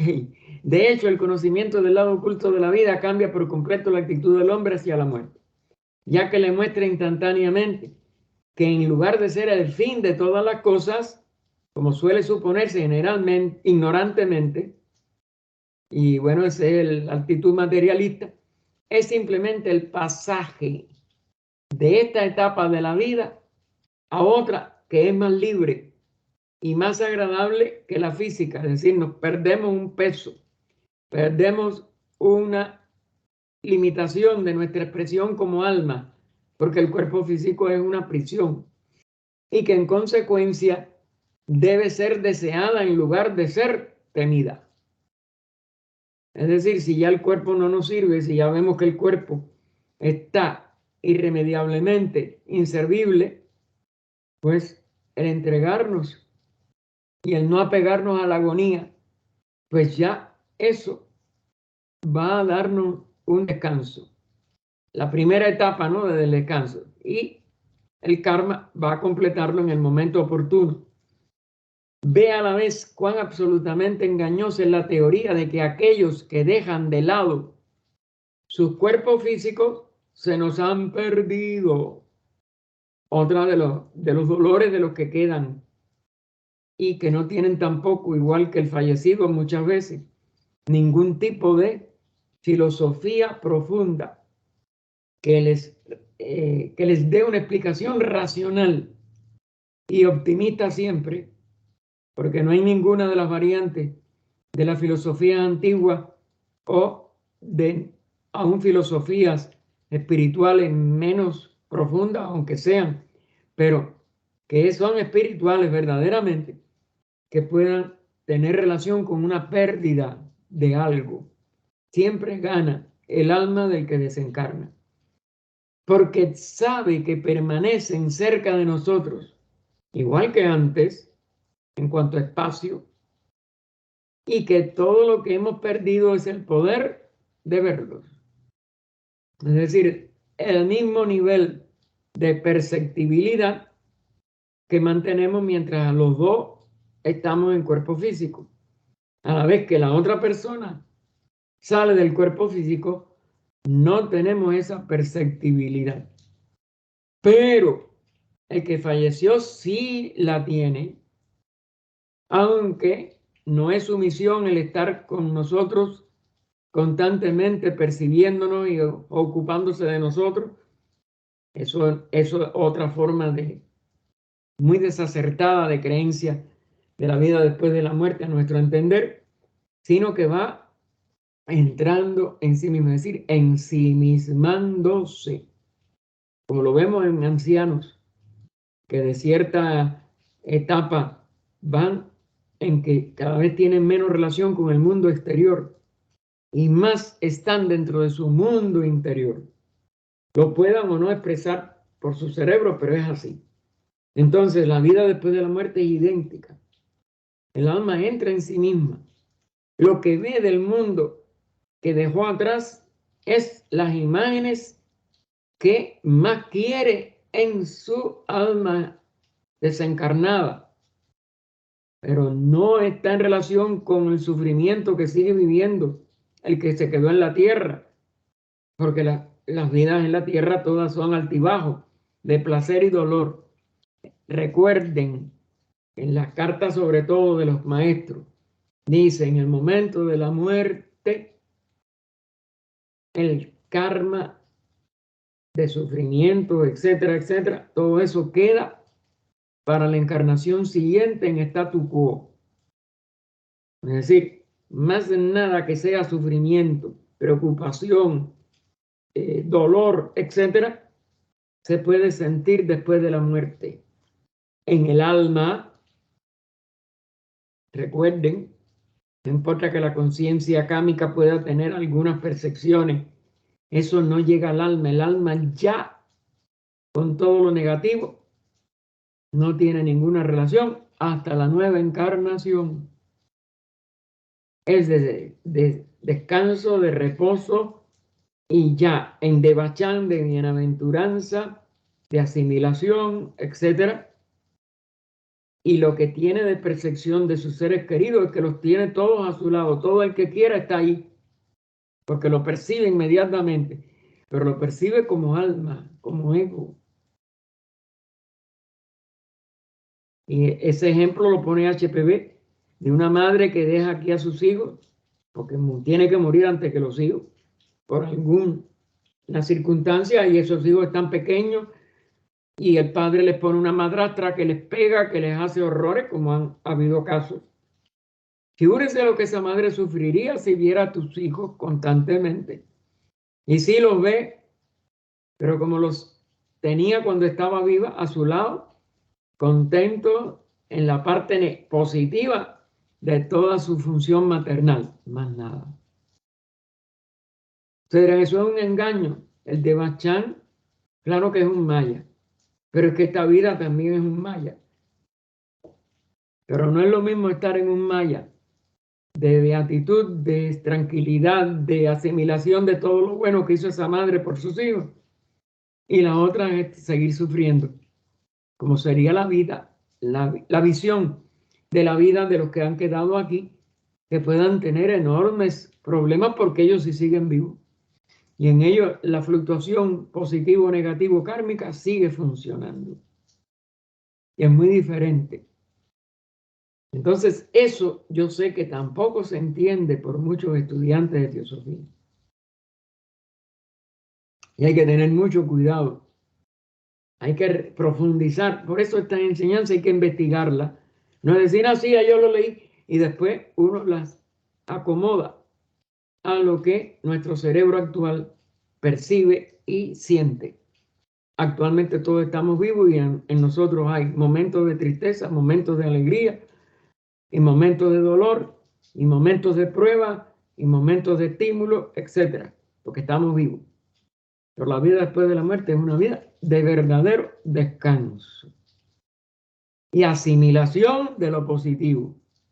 el karma negativo queda en stand-by, es decir, latente, hasta la nueva encarnación, y es el karma, con su sabiduría, el que escoge de todo el karma acumulado, el que mejor puede, vamos a decir, extinguirse, pagarse, liquidarse en la nueva encarnación de la nueva personalidad. Gaspar, Dime, adelante. mira, como dijiste que Devachan es también maya, una ilusión, entonces nosotros veremos esa realidad al final de todo.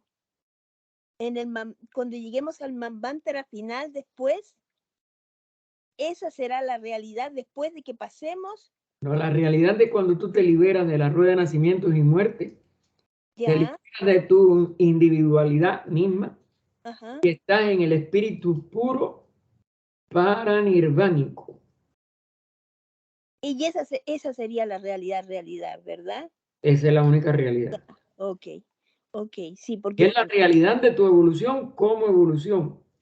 claro, o sea, Todos los distintos altibajos de experiencia, de aprendizaje, de malas karmas, de buenos karmas, no, todo eso queda en maya, porque todo eso es maya. sí, claro, Esta correcto. vida completa nuestra es maya. Sí, sí. Ahora produce resultados eternos en el cumplimiento de lo que sea la ley, Ujú. de lo que sea la evolución, de lo Y que este sea Bachán, aprender de verdad a distinguir sí, lo transitorio de lo eterno. sí, sí, porque el de Bachán entonces también es parte de esto continuado de Maya, pero es el descanso que tenemos. Por eso, Ya. porque la vida está llena de problemas y de todo, y el alma necesita su noche. Sí, Nuestra noche, nuestro descanso. y Hasta el nacimiento. nuevas ropas, nuevos Y nueva trajes. ropa que tiene. Estas son las ropas viejas Sí, que tú estás liquidando, pero en su aspecto positivo, porque, ¿por qué? Por ejemplo, el mejor ejemplo es este. Lo que tú en esta vida tengas que pagar desagradable ujú, de alguna personalidad anterior, esta personalidad tuya no lo hizo, pero tu ego sí es responsable y tú eres una expresión de ese ego. Tienes ujú, que pagar aquí, sin acordarte de lo que hiciste como otra personalidad. ya, Para que esa personalidad se disuelva después del Devachan, hay que tener una compensación de lo que ella sufrió que no había engendrado. Ya, claro. eso tiene compensación en Devachan. Sí, ok, ya. Eso también está en una de las respuestas del maestro a Cine. Sí.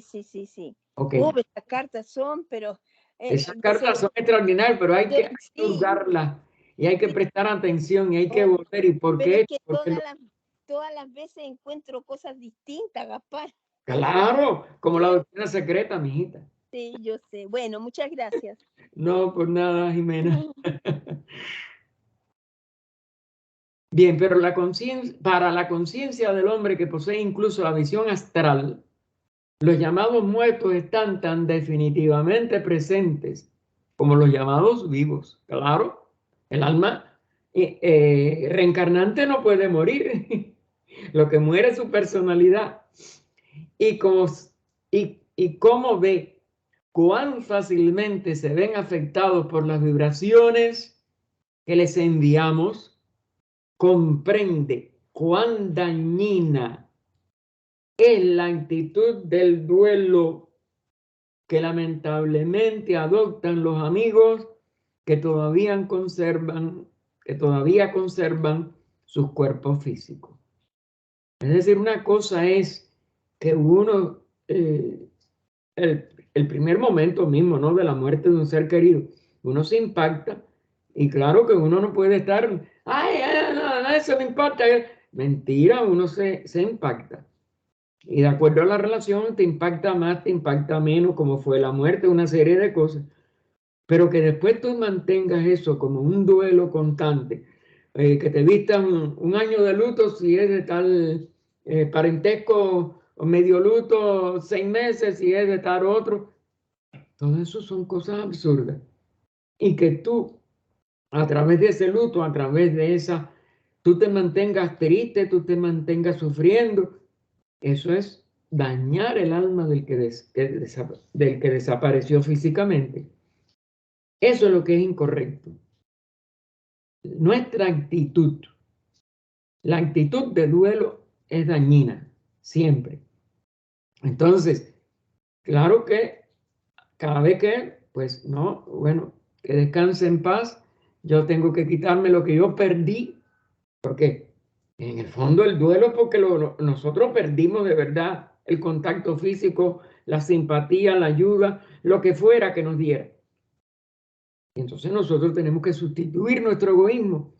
No, está en paz, está descansando y yo tengo que estar tranquilo, yo tengo que estar, conforme, es lo que es mejor para esa alma y ya. Y no estar en el devaneo del sufrimiento, de enviarle, ay, que yo quisiera que estuviera otra vez con nosotros. Todos esos anhelos son fatuos, inútiles y negativos para el alma que desapareció, físicamente hablando. El conocimiento del lado oculto de la vida de ninguna manera nos enseña a olvidar, eso no podemos hacer, a nuestros muertos, pero nos hace enormemente cuidadosos en cuanto a cómo pensamos de ellos. Nos advierte que debemos adoptar una actitud resueltamente inegoísta. Yo he perdido una compañía, yo he perdido un apoyo, yo he perdido un contacto físico, pero todo lo contrario para la otra persona, para el alma que se fue. Pues yo tengo que estar tranquilo, porque por mi egoísmo yo no voy a estar mandando pensamientos de dolor, de sufrimiento o de desesperación, mucho menos. Así, debemos adoptar una actitud resueltamente inegoísta, que debemos olvidarnos de nosotros mismos y del dolor de la aparente en lo físico, porque nuestra conciencia, claro que está en el físico, separación, claro, ya no está en la conciencia física. En ese sentido es que estamos separados. Y pensar en ellos ni con pena, ni con anhelo, ay, yo quiero que vuelva y que me la vuelva a encontrar o me la vuelva a encontrar, sino siempre con fuertes deseos afectivos por su felicidad y su progreso, que en este sentido del Devachan podemos dar por seguro. Si estudiamos profundamente los estados de conciencia después de la muerte de estos seres, el karma negativo queda en suspenso. Y como el Devachan, si fue una buena persona, que es casi siempre lo que nosotros consideramos cuando hemos tenido ese afecto, pues su Devachan puede ser mucho más largo que lo que nos queda a nosotros de vida. Luego debemos de nada más enviarle esa sensación, que siga descansando en paz, que siga asimilando lo bueno de su vida, que siga en reposo de su karma, que no puede volverse a activar hasta que no vuelva a reencarnar en una nueva personalidad. Y ya no será la personalidad que nosotros conocimos. Tenemos que llegar a elevarnos al alma de esa persona en su nivel inmortal para poder conocer esos detalles. De dónde vino, quién es, a dónde puede haber ido, si ha vuelto a encarnar.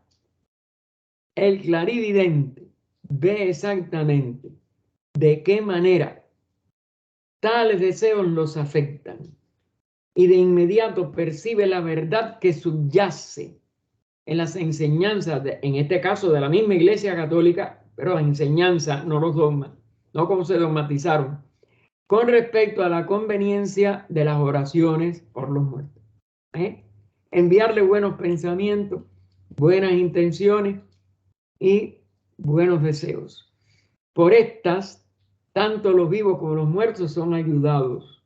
No hay ninguna energía mental y emotiva que no produzca el efecto por el cual la expresamos.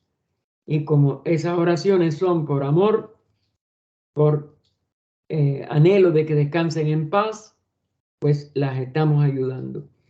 Para el primero, es decir, para los vivos, en lugar de volver a su dolor con la sensación desesperada de que ahora no puede hacer nada, ya que hay un gran abismo entre él y su ser querido, se le anima a convertir su pensamiento afectuoso en una acción definida que promueva la felicidad y el progreso que va a obtener en Devachan de aquel que ha desaparecido de su vista en el mundo físico.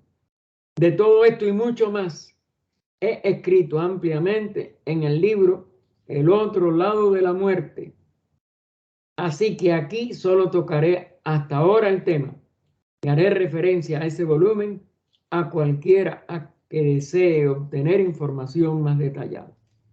Es decir, el otro lado de la muerte, pues puede darnos más detalles de todo esto que él clarividentemente descubrió. Pero aquí queda esa, como si dijéramos, esa ley, ese principio general, que tenemos que tener que ser inegoístas con nuestros familiares, personas que amamos, y entonces, si fallecen, debemos enviarle estos pensamientos, estos sentimientos, y mientras tanto confiar en las investigaciones clarividentes o en que nuestra misma espiritualidad nos traiga esa sensación de paz y descanso que ellos están disfrutando. Entonces, bueno, lo dejamos aquí en la 132.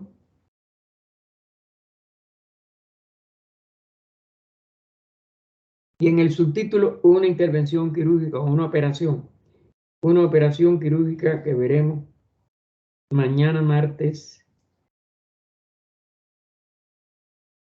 Y veremos ahora también algunas cosas de la parte oculta y el efecto en un ser humano de una intervención quirúrgica. Oh vida oculta, oh poderes del amor, os prometemos nuestra fidelidad, sabiendo que solo el amor puede redimir al mundo. Invocamos vuestra bendición sobre todos los que se esfuerzan por serviros. Invocamos vuestra bendición sobre todos los que están soportando sufrimiento, para que puedan descubrir en su interno vuestro amor, aún en medio de su angustia. Vuestra bendición invocamos sobre todos aquellos que están infligiendo sufrimiento, para que en medio de su error puedan de nuevo volver sus ojos a vuestro amor y serviros. Oh vida oculta que vibras en cada átomo, oh luz oculta que brillas en cada criatura, oh amor oculto que todo lo abarcas en la unidad de cada ser que se sienta uno contigo, sepa que por lo tanto es también uno con todos los demás. Paz, paz, paz a todos los seres.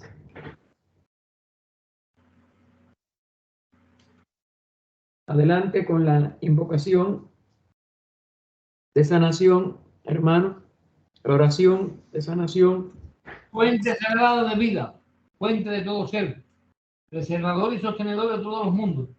Te ofrecemos nuestras almas para servirte como cálices espirituales, dentro de los cuales tu vida sostenedora pueda fluir. En nombre del gran sacrificio que ofreciste, en el cual diste tu vida para que nosotros pudiésemos vivir, sacrificamos todo aquello que nos hace canales indignos para llevar tu bendición al mundo. Llena el cáliz de nuestras almas como el vino del cielo, para que podamos convertirnos en ministros tuyos, en esa solemne Eucaristía que tú realizas de continuo. Aceptamos los decretos de tu sabiduría. Abrimos de par en par las puertas de nuestras almas para que tu vida penetre por ellas. Aceptamos tu ley y nos inclinamos sumisos ante tus decretos. Aceptamos con igual disposición el placer y el dolor. Y afirmamos nuestra unidad contigo, sabiendo que solo tú puedes hacernos plenos. Invocamos tus ángeles para que nos asistan en nuestra tarea de entrenamiento, para que nos ayuden a eliminar todo lo grosero e impuro, el egoísmo y el orgullo que nuestra ceguera nos ha hecho cerrar nuestros ojos a ti. En completa renuncia a nuestra naturaleza inferior, Invocamos tu capacidad sanadora y la asistencia de tus ángeles para que, estando nosotros sanos, podamos convertirnos en canales de tu sanación y de tu amor para aquellos que sufren en estos mundos inferiores.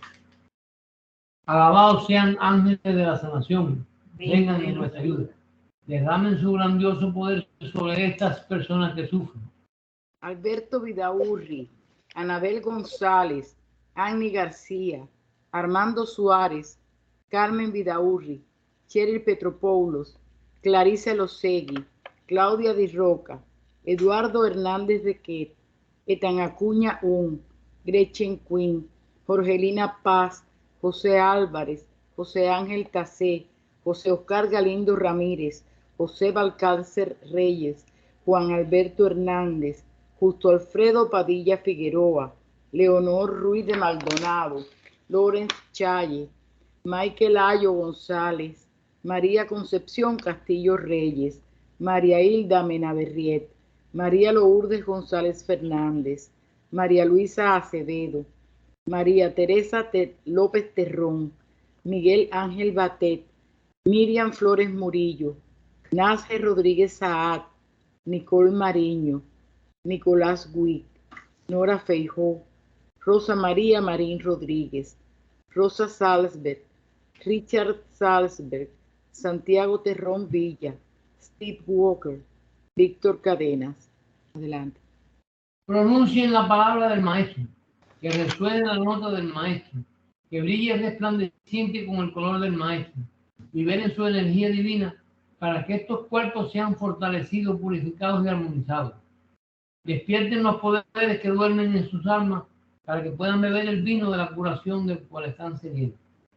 Libérenles del dolor, alivien sus sentidos torturados y restauren el flujo de sus propias energías vitales. Que estas personas sean purificadas, armonizadas, aliviadas y revitalizadas, para que por medio de su asistencia y según la voluntad divina, tu salud pueda ser restaurada. Oración por la paz. Llévame de la muerte a la vida, de la falsedad a la verdad. Llévame a la desesperación a la esperanza, del miedo a la confianza. Llévame del odio al amor, de la guerra a la paz. Que la paz llene nuestros corazones, nuestros mundos, nuestros versos. Condúceme de lo irreal a lo real, de las tinieblas a la luz, de los insensatos deseos al gozo pleno, de la ignorancia a la sabiduría, de la muerte a la inmortalidad. Paz, paz, paz a todos los seres. Himno de la paz. Que la paz irradie tanto en todo el cielo como en el vasto espacio etéreo en todas partes. Que reine la paz en toda esta tierra, en el agua y en todas las hierbas, árboles y criaturas. Que la paz fluya sobre todo el universo. Que la paz esté en todo el universo y que siempre exista en toda paz y solo paz. Paz, paz y paz para nosotros y todos los seres.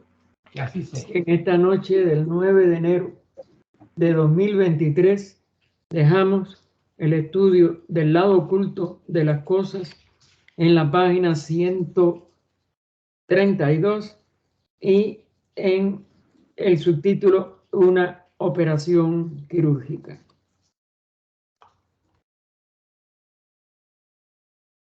Ay, Dios mío.